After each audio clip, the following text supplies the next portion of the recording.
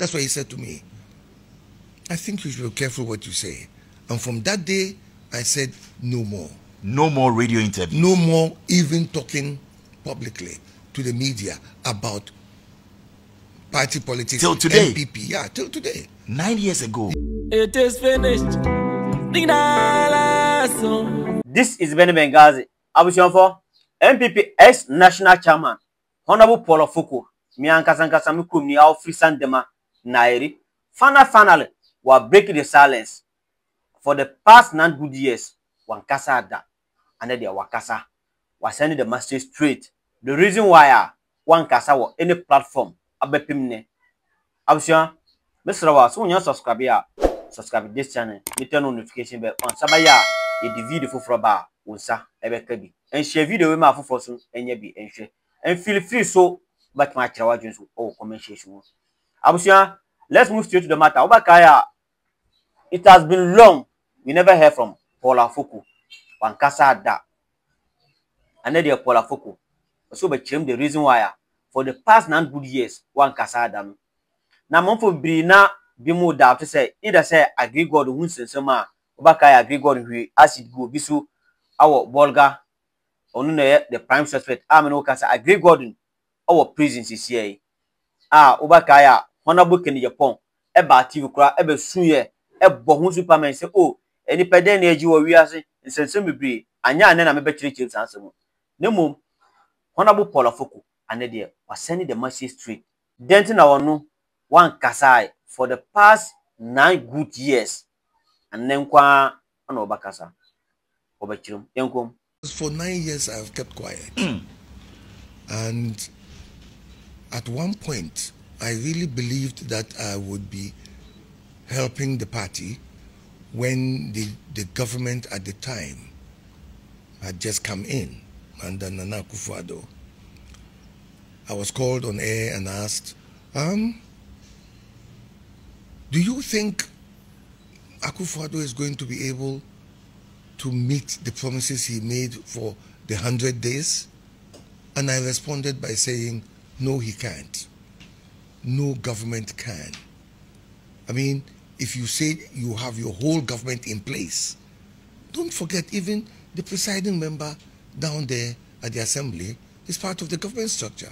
And if all those pieces are not in place, and don't forget, 100 days is only 3 months and 10 days. By the time he forms his government and all that. So I think we should give him some slack and allow him.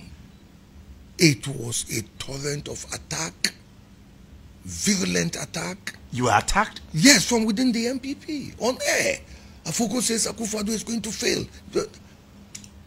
And I was sitting at home, I never even heard it. Then, one of the most revered presidents we've ever had, President Kufuor, he called me and said, where are you, Paul? I said, I'm at home. He said, I'm also at home, come over.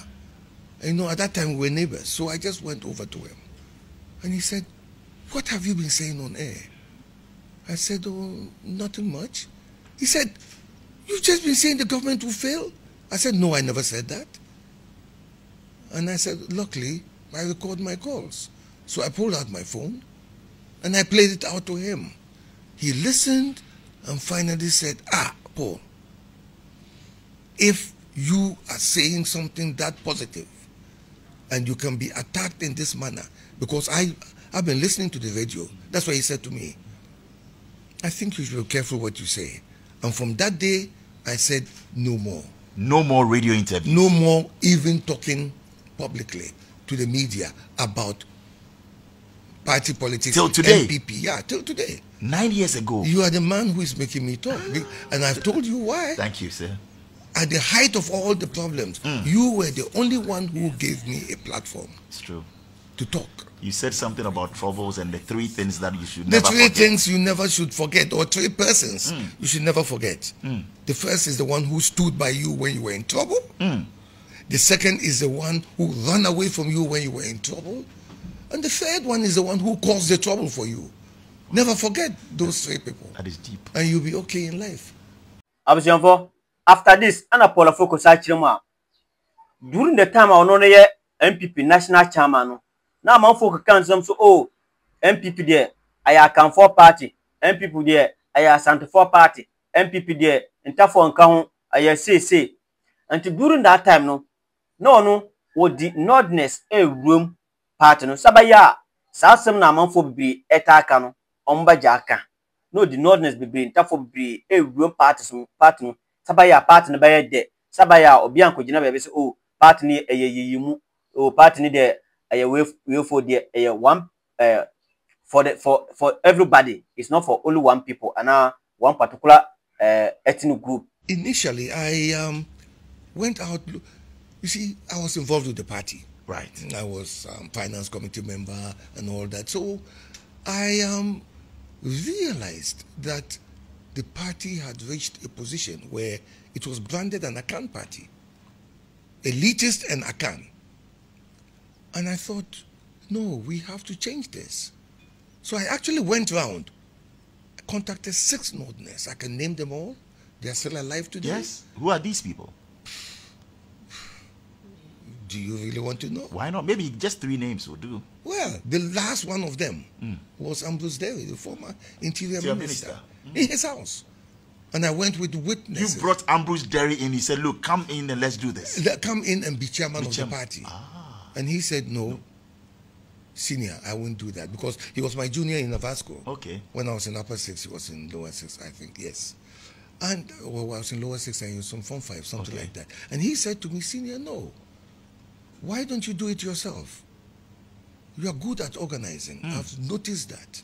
Why don't you do it? And I said, no, I'm not into that. I'm ready to finance a Nodna. To become the chairman? To become the chairman of the party. Just so as to break this thing about Akan party and get the party moving away from a Bluto party, you know? Because when I went to the Volta region, that's what they told me. They said, a Bluto party. And I had to also tell them that, no, we are not a Bluto party. Think about your origins. The first general secretary of our UP tradition was Modesto Apalu from Keta. You know, we had Reverend Ayeke and all those people working for the party. So I tried. And I spoke to Zakaria, who served as a member of the Council of State, the last council. And he was also my senior in secondary school. I spoke to Boniface Sadiq. I spoke to quite a few of them. That you are ready to finance a Notna to become a chairman. In order to break that thing about Akan-based party, Akan party, elitist party, and that it was something that was open to all of us. In the end, when each and every one of them refused, and the last person I visited being Honorable Ambrose Derry, and he said to me, why don't you do it yourself? I went away and I said, okay, forget it. But then, the late Atuluk, he came to me one day in the office and said, look, bro, this thing is serious. Oh. What you've told us, we have been talking to people out there to see which of them will be interested. So we promote the person. But it all goes on and comes back to tell him to do it himself. So I said, okay, I'll test the waters. That's when I set off. First thing I did was to go to the north, to my father, who has been a long-standing member of the NPP, regional treasurer, council of state, elected. So I went to him and I said, Dad, this is what I want to do. And he said, Paul, are you sure? I said, yes, I want to do it. What are your reasons? And I told him. And he said, okay, I'll think about it. Go and then we'll talk tomorrow. Next day I go back to my dad and he says, Paul, I think you should do it. It will be difficult, but I think if you are that determined, do it. So for me, I didn't set off initially to be party chairman. Okay. I'd served in the finance committee and that was enough for me.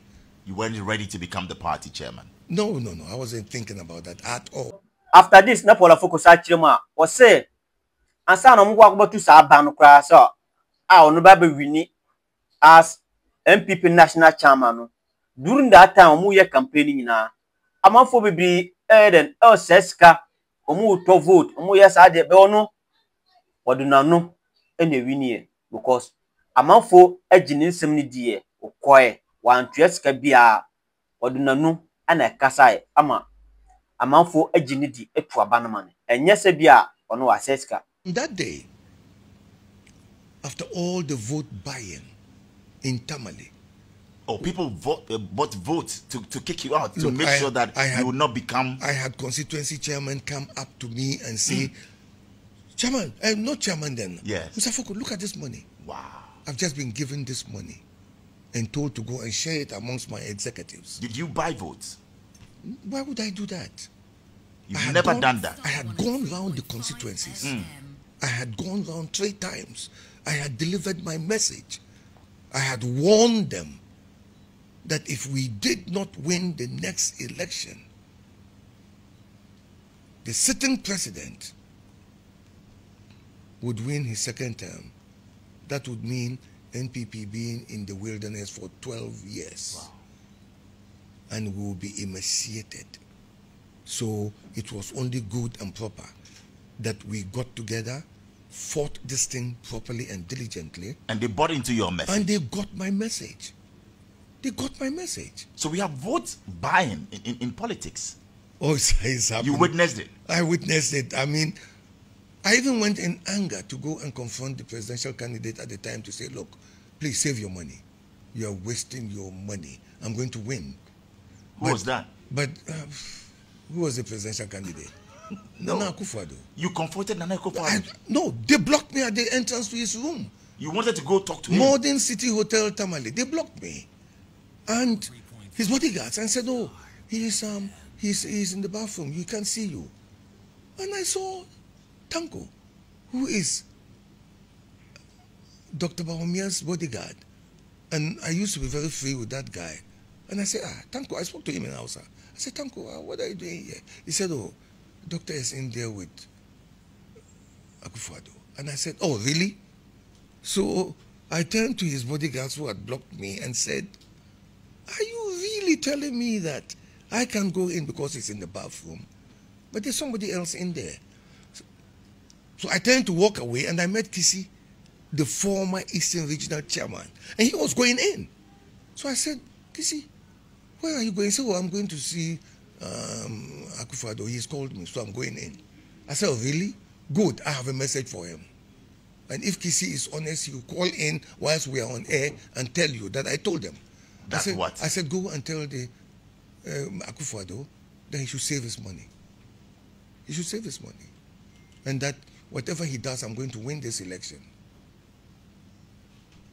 The person who brought the chairman, who brought the money to me, I was standing with him when he got a phone call saying, you told Akufo-Addo that you were not going to do what he is asking and that you will vote for him to be presidential candidate, but he should allow you the free rein to pick who will be chairman of the party. And he said, yes, I did. And I was standing there listening. You heard him? Yeah, I heard the person who was talking to him. And that was Lord Comey. Lord Comey called this the gentleman in question. What's his name? What's his name? No who's bad interview tonight. Former OSU chairman. Former OSU chairman of the NPP. Yes. Lord Comey called him. Yes. I was standing with him at Modern City. And he said, yes. Oh, but look, if it is that you need more money to go and do this thing, come, I'll give you more money. He said, I don't want any more money. And that OSU chairman is still alive. He's subsequently even contested the seat in OSU. And you went on to win that election. I won it that day, that night. And after winning it, you want to know how I felt. Yes, that's the question. Yes, what moment like? It personally? was so... First, I was tired anyway, because I'd been on my feet all day and then all through the count, which was way into almost midnight. So I was really tired.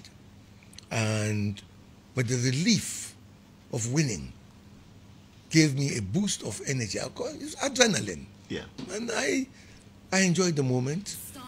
And I was so... The significance of that win was not lost on me. because I suddenly realized that the NPP as a party would elect a minority person and send that clear message that we were not an account-based party. And believe it or not, my biggest block of votes came from the account regions. Wow. And that is the truth. Yes, and voter region. The account areas and voter region gave me more votes than the north, where I come from. What does that say about the party? Did you speak to President Akufo-Addo, yes. then candidate Akufo-Addo yes, after yes. What did you say to him? That same night he called me into his room. Okay. When I went in, he was there with Afoko, who is dead now, his uncle. And I went in with Boniface Sadiq. And he asked me, okay, congratulations. What are your plans for the party? And I said, well, we'll have to get back to Accra and see how things go. But all I know is that I will be an honest broker. I want to put the party on an even keel for us to go forward and fight the next election. And whoever wins our presidential primaries, we make that person president. Abusia, Chirawa Jumami, comment section. Peace out.